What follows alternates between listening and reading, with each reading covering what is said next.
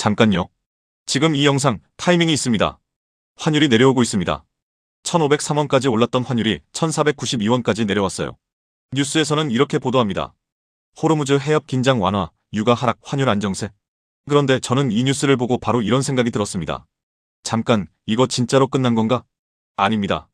오늘 이 영상은 두 가지를 동시에 짚겠습니다. 왜 환율이 내려오고 있는지, 그리고 왜 아직 안심할 수 없는지. 이 두 가지를 제대로 이해하고 나면 지금 내 자산을 어떻게 할지 스스로 판단하실 수 있습니다. 끝까지 보세요. 오늘 영상이 지금까지 환율 시리즈 중에서 가장 중요한 편이 될 수 있습니다. 먼저 지금 상황을 정확하게 짚겠습니다. 2월 28일, 미국과 이스라엘이 이란 군사시설에 공동공습을 단행했습니다. 이란 혁명수비대가 즉각 대응했어요. 3월 2일 호르무즈 해협 봉쇄를 공식 선언했습니다. 하루 약 2천만 배럴. 전 세계 원유 소비의 20%가 이곳을 통해 이동합니다.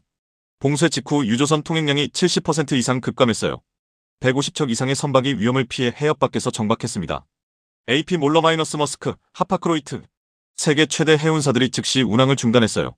이라크 남부 유전 하루 생산량이 430만 배럴에서 130만 배럴로 70% 급감했습니다. IEA 국제에너지기구가 이번 상황을 글로벌 유가 시장 역사상 최대 공급 충격으로 평가했어요. 뱅크 오브 아메리카는 이미 약 2억 배럴의 원유가 글로벌 시장에서 제거됐다고 밝혔습니다. 그 결과 브렌트유가 배럴당 100달러를 넘겼습니다. 한국에서는 3월 초순에만 외국인이 코스피에서 13조에서 14조 원을 순매도했어요. 환율이 1,503원까지 치솟았습니다. 그런데 지금 상황이 바뀌기 시작했어요. 트럼프 재무장관 베센트가 CNBC에 나와서 말했습니다. 이란 선박들이 이미 해협을 통과해 나가고 있으며 우리는 세계에 석유를 공급하기 위해 이를 용인하고 있다. 트럼프 대통령도 기자회견에서 이렇게 말했어요. 이란과 대화 중이다. 전쟁이 끝나면 유가는 매우 빠르게 하락할 것이다. 그 결과 달러 인덱스가 100선 밑으로 내려갔습니다. 3일 연속 하락이에요. 환율도 1,503원에서 1,492원으로 내려왔습니다. 이게 지금 상황입니다. 그런데 여기서 중요한 걸 짚어야 합니다. 지금 호르무즈 해협이 완전히 열린 게 아닙니다. 부분 개방입니다. 수로는 여전히 정상 용량 이하로 운영되고 있어요. 이란의 새 최고 지도자 모즈타바 하메네이가 취임 후 첫 공식 성명에서 말했습니다. 호르무즈 해협 봉쇄를 지속하겠다. 트럼프가 대화 중이라고 했지만 이란 공식 입장은 아직 강경합니다. 시나리오 A, 낙관 시나리오. 협상이 타결되고 해협이 완전히 열린다. 4월까지 석유 흐름이 정상화되면 브렌트유는 배럴당 약 70달러. 달러 수요가 줄고 환율이 1,400원 초반대까지 내려올 수 있습니다. 시나리오 B, 최악 시나리오. 협상이 결렬되고 이란이 봉쇄를 강화한다. 분쟁이 2분기까지 연장되면 브렌트유 평균이 85달러에 근접하고 최고 130달러까지 치솟을 수 있습니다. 파이낸셜 타임스는 이번 분쟁이 단순한 지역적 갈등을 넘어 글로벌 공급망을 무너뜨리는 메가쇼크로 번질 수 있다고 경고했어요. 지금 시장은 시나리오 O를 조금씩 반영하고 있지만 시나리오 B를 완전히 배제할 수 없습니다. 자, 이제 환율을 움직이는 4가지 힘을 짚겠습니다. 환율은 하나의 원인으로 움직이지 않습니다. 첫 번째 힘, 유가입니다. 한국은 원유의 95% 이상을 수입합니다. 유가가 배럴당 10달러 오를 때마다 한국의 연간 원유 수입 비용이 약 160억 달러 늘어납니다. 지금 유가가 내려오고 있어서 환율 하락 압력이 생기고 있는 겁니다. 두 번째 힘, 미국 금리입니다. 미국 기준금리 3.75에서 4%, 한국 2.5%, 격차 1.5%p. 블룸버그 컨센서스 기준으로 미국 금리가 2026년 4분기에 3.26%까지 내려올 수 있습니다. 그렇게 되면 외국인 자금이 한국으로 돌아오고 환율이 내려옵니다. 미국 에너지부 장관도 발언했어요. 전쟁이 몇 주 안에 끝날 것이다. 유가가 하락할 것이다. 세 번째 힘, WGBI 편입입니다. 전 세계 채권 펀드들이 의무적으로 한국 채권을 사야 합니다. 약 500억에서 700억 달러의 외국인 자금이 한국으로 들어올 것으로 추정합니다. 원화 수요가 늘어나고 환율이 내려오는 구조적 힘이 됩니다. 네 번째 힘, 한국 경제 구조입니다. 가계부채 GDP 대비 100% 초과, 미국 관세 리스크, 잠재 성장률 하락, 한국무역협회가 경고했습니다. 경제체질 개선 없으면 고환율 뉴노멀이 지속된다. 이 4가지 힘이 동시에 작용하고 있습니다. 전문가들이 보는 합리적 환율 범위는 1,380원에서 1,420원입니다. 1,200원대로 돌아가기는 어렵습니다. 환율이 내려오면 내 돈의 5가지가 달라집니다.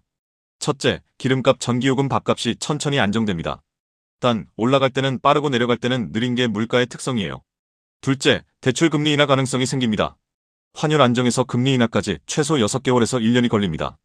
영끌하신 분들, 당장 숨통이 트이는 게 아니에요. 기다리셔야 합니다. 셋째, 달러 자산 원화 기준 수익이 줄기 시작합니다. 환율이 1,420원까지 내려온다면 1만 달러 기준으로 원화 기준 80만 원이 줄어드는 겁니다. 이걸 언제 정리하느냐가 지금 가장 중요한 판단입니다. 넷째, 수입 소비재 가격이 천천히 내려올 수 있습니다.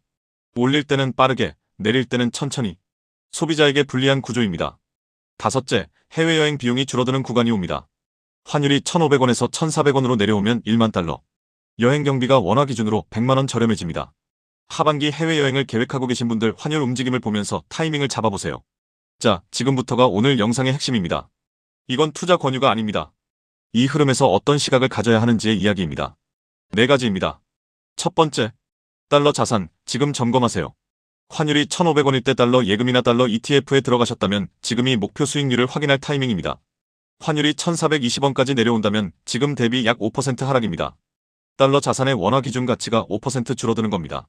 물론 협상이 결렬되면 다시 1,500원 이상으로 갈 수 있어요. 목표 수익률을 정해두고 그 수준에 도달했을 때 일부 정리하는 전략이 합리적입니다. 두 번째, 수출주에서 내수항공주로 무게 이동을 생각해보세요. 삼성전자는 환율이 10원 오를 때마다 영업이익이 900억 원 늘어납니다. 환율이 내려오면 이 수혜가 줄어들어요. 대신 내수 기업들이 움직이기 시작합니다. 유통, 식품, 항공, 여행. 특히 항공주는 유가가 내려오고 환율이 내려오면 이중 수혜입니다. 이 두 가지가 동시에 좋아지는 업종이 항공입니다. 세 번째, K-방산주는 전쟁 관련주가 아니라 구조적 수혜주로 보세요. 해상교통로 보호를 위한 주요국들의 군함 호송작전이 시작됐습니다. 함정 건조 능력을 갖춘 조선사와 미사일, 방어체계를 보유한 방산 기업들의 수주 모멘텀이 강화됩니다. 한국의 K-방산 기업들은 짧은 납기와 검증된 성능으로 중동 우방국들의 주목을 받고 있어요. 전쟁이 완전히 끝나더라도 중동 국가들의 국방비 지출은 오히려 늘어날 가능성이 높습니다.